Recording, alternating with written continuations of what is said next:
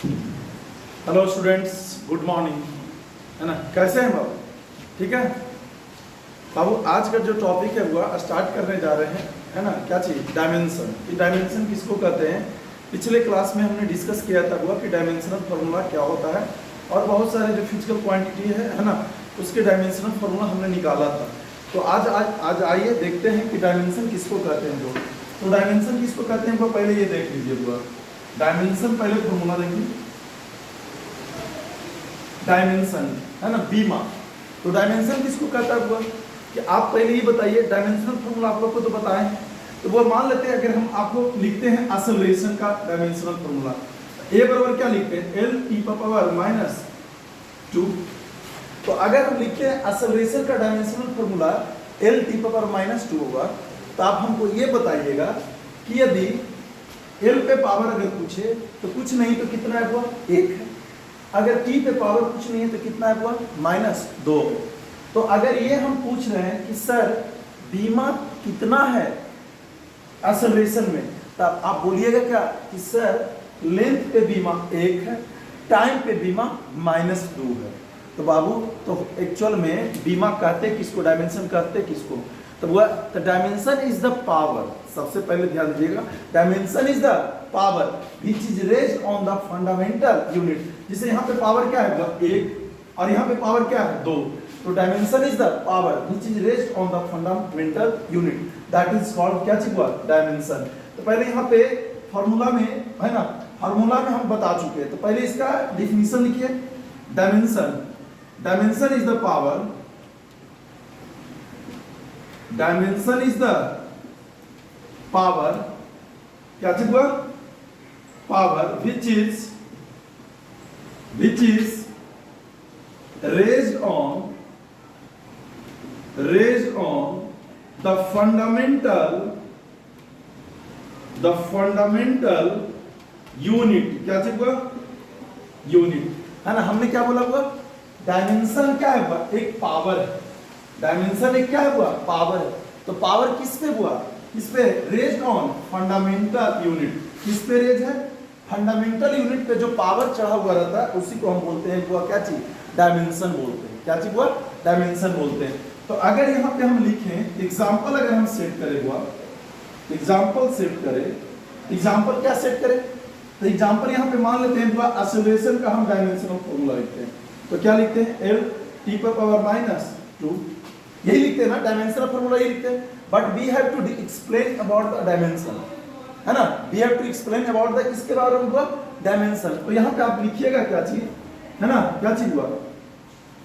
क्या चीज? तो इसमें आप एक्सप्लेन कैसे कीजिएगा, है ना? एक्सेलरेशन में लेंथ पे या लेंथ का डायमेंशन क्या है? 1, है ना। तो dimension of length in acceleration is 1। क्या चीज हुआ? हमने क्या लिखा? Dimension of length. Dimension of length किस में हुआ? एक्सेलरेशन में। कितना हुआ? 1। फिर उसी तरह से लिखिएगा dimension of time in acceleration is कितना बाबू? -2। ये तो हम बता दिया किसका हुआ? एक्सेलरेशन का। अगर हम आपसे पूछे कि वर्क का बताइए, फोर्स का बताइए, तो कैसे निकालिएगा? तो आइए हम देखते हैं हुआ, है ना। इसको हटा दें, कॉपी पेस्ट हो गया है ना, ठीक है। आप पीछे से लिखते जाइएगा बुआ, ठीक है ना, अगाप करने पे ध्यान नहीं दीजिएगा, ठीक है। आगे अगर हम बुआ लिखते हैं, है ना, वर्क का, तो बाबू वर्क का डायमेंशनल फार्मूला क्या होता है? तो बाबू डायमेंशनल फार्मूला आपको हम बता चुके हैं। तो वर्क का डायमेंशनल फार्मूला क्या होता है छोटू? तो वर्क का लिखते हुआ, है ना, क्या चीज? Force into displacement. तो फोर्स इनटू डिस्प्लेसमेंट हुआ, तो यहाँ पे क्या होता है? m l² T power -2। और ये कैसे निकाले थे जो हम बता चुके हैं। फोर्स का डायमेंशनल फार्मूला बताएं, डिस्प्लेसमेंट का बताएं, दोनों को मल्टीप्लाई किए हुआ तो m l² टी पावर -2 आया हुआ। तो m पे कुछ पावर नहीं हुआ, तो एक तो पावर है ना, तो हमको लिखना है क्या लिखना है कि सर मास का डायमेंशन क्या होगा, लेंथ का क्या होगा, टाइम का क्या होगा, किसमें, वर्क में। यहाँ पे लिखते हैं हुआ है ना, दूसरा एग्जांपल है हुआ डायमेंशन ऑफ है ना मास इन एक्सेलरेशन इज कितना हुआ 1। उसी तरह से छोटू आगे लिखोगे क्या चीज हुआ, लेंथ है ना इन एक्सेलरेशन कितना हुआ 2। उसी तरह से बाबू किसमें बाबू, टाइम में कितना है छोटू, टाइम में कितना है हुआ -2। क्या ये सब चीज आप बता सकते हैं ना, किसी भी फिजिकल क्वांटिटी के बारे में अगर पूछे ना कि डायमेंशन क्या होगा, आप इजीली कैलकुलेट कर सकते हैं। आगे देखिए, इसके बाद डायमेंशन के बाद हुआ है डायमेंशनल इक्वेशन किसको कहते हैं, ठीक है ना, इसको हटा देना, हो गया कॉपी पेस्ट, ठीक है। आगे आइए हुआ डायमेंशनल इक्वेशन, किसको हुआ डायमेंशनल इक्वेशन, डायमेंशनल इक्वेशन। ये समीकरण होता है, क्या चीज हुआ डायमेंशनल इक्वेशन, जिसको हिंदी में बोलते हैं विमीय समीकरण। तो बाबू आप इसको हम बताने से ना पहले हम आपको अलजेब्रा से भेंट कराते हैं। तो बाबू आप पढ़े होंगे 8th क्लास में 10th क्लास में ax² + bx + c, है ना, एक पढ़े होंगे हुआ ax² + bx + c = 0। दोनों में क्या डिफरेंस है, दोनों जो हम लिखे हैं है ना, दोनों एक अलजेब्रा का ही टर्म है, तो लेकिन दोनों में क्या डिफरेंस है, एक है हुआ अलजेब्रिक एक्सप्रेशन है, ये क्या हुआ, ये है अलजेब्रिक एक्सप्रेशन, अलजेब्रिक एक्सप्रेशन है, अलजेब्रिक एक्सप्रेशन है। और ये क्या है हुआ, यदि लेफ्ट हैंड साइड में भी और राइट हैंड साइड में भी अगर टर्म रहता हुआ तो इससे हम क्या एक बन रहा इक्वेशन, क्यों, क्योंकि हमने जो लेफ्ट हैंड टर्म है ax² + bx + c किसके बराबर इक्वेट किया है, 0 के बराबर।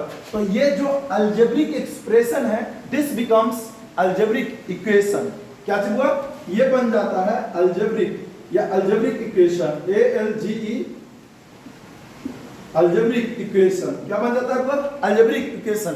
सेम चीज हम अभी बताने जा रहे हैं डायमेंशनल इक्वेशन। तो डायमेंशनल इक्वेशन में क्या होगा, यदि हम किसी फिजिकल क्वांटिटी को डायमेंशनल फार्मूला के साथ अगर इक्वेट करते हैं तो वही बन जाता है क्या चीज हुआ, डायमेंशनल इक्वेशन बन जाता है। तो आइए, दोनों में कुछ डिफरेंस है, यस डिफरेंस है, ये सिर्फ एक्सप्रेशन है, किसी भी वेरिएबल और कांस्टेंट को मिला करके जो आता है वह उसी को हम बोलते हैं अलजेब्रिक एक्सप्रेशन, और ये 0 से इक्वेट कीजिएगा तो उसको बोलेंगे अलजेब्रिक इक्वेशन, ठीक है ना। लेकिन अब यहाँ पे हम डिस्कस करते हैं छोटू, है ना, हाँ एक चीज और ध्यान दीजिएगा बुआ, बारिश हो रही है, ठीक है ना, बारिश हो रही बुआ, बहुत ज्यादा गर्मी था, 43-44 डिग्री टेम्परेचर तक था बुआ, बारिश हुआ बुआ, अब क्या हुआ, मौसम बहुत सुहावना हो गया। इस मौसम को लुत्फ उठाते हुए आप लोग क्या कीजिए, थोड़ा सा आप लोग का बॉडी का जो आप लोग कहते थे सर बहुत गर्मी लग रहा है, क्या लग रहा है, बहुत गर्मी लग रहा है सर, पढ़ने का मन नहीं कर रहा है सर, लाइन नहीं है सर, लेकिन अब वो सिचुएशन नहीं है, ठीक है ना, बारिश हो रहा है, एकदम ठंडी ठंडी हवा चल रही है, इसका लुत्फ उठाइए और इसका न्यूमेरिकल सोल्व कीजिए, ठीक है ना, और न्यूमेरिकल सोल्व कीजिएगा तो और आनंद आएगा, ठीक है ना। तो यहाँ पे आइए बुआ डायमेंशनल इक्वेशन के बारे में डिस्कस करते हैं। तो डायमेंशनल इक्वेशन में क्या करोगे बुआ, है ना, when physical quantity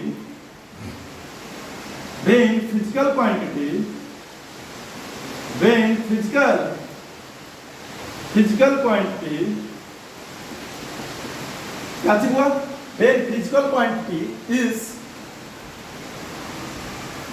equating with, when physical quantity is equating with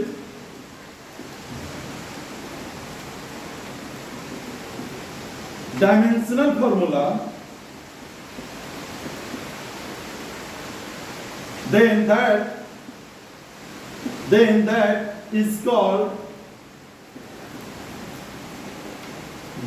called हमने क्या बोला वो, when physical quantity is equating with dimensional formula then that is called क्या चीज हुआ,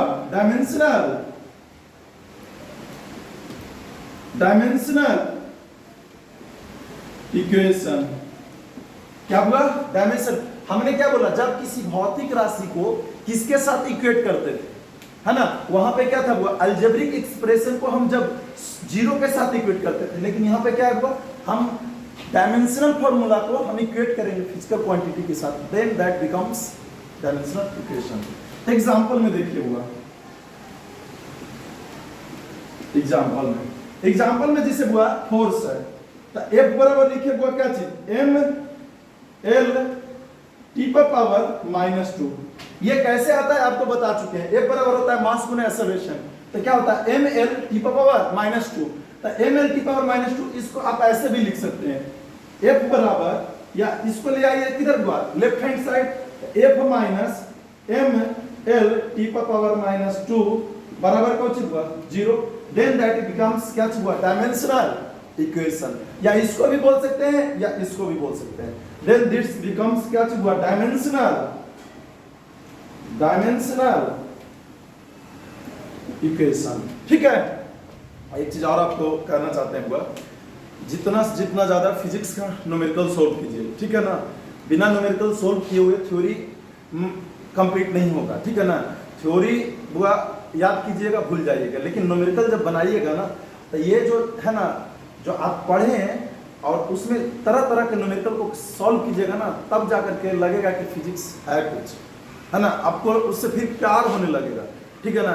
और जब आपको लगेगा कि बायोलॉजी से प्यार करें, मैथ से प्यार करें, है ना, फिजिक्स को छोड़ देते हैं, बहुत टफ पेपर है, तब वो नहीं, आपको तीनों, अगर नीट या IIT JEE करना है तो हुआ, तो आपको तीनों पेपर से प्यार करना होगा। अब नीट का एस्पिरेंट है तो केमिस्ट्री, बायोलॉजी, फिजिक्स, और IIT JEE के एस्पिरेंट है हुआ तो बायोलॉजी के हटा दीजिए और मैथ को ले आइए। इसको तीनों को न हुआ, जैसे होता है ना कि क्रश किसी को होता है तो एकदम उसके पीछे तुम लगे रहते हो, उसी तरह से तुमको अगर नीट के प्रति अगर प्यार है तो तुमको क्या करना, उसके पीछे एकदम जी जान से लगाना होगा, है ना। जैसे होता है ना कि अगर किसी उसको एकदम देखने के लिए हम लोग क्या होते हैं, बहुत एक्साइटेड रहते हैं, किसको, जिसपे क्रश रहता है, तो उसी तरह से हुआ तुमको अगर नीट को हासिल करना है तो ये तीनों पेपर से प्यार करना हो, ठीक है ना। हुआ, इसको छाप लीजिएगा, हो गया, हटा दें, ठीक है।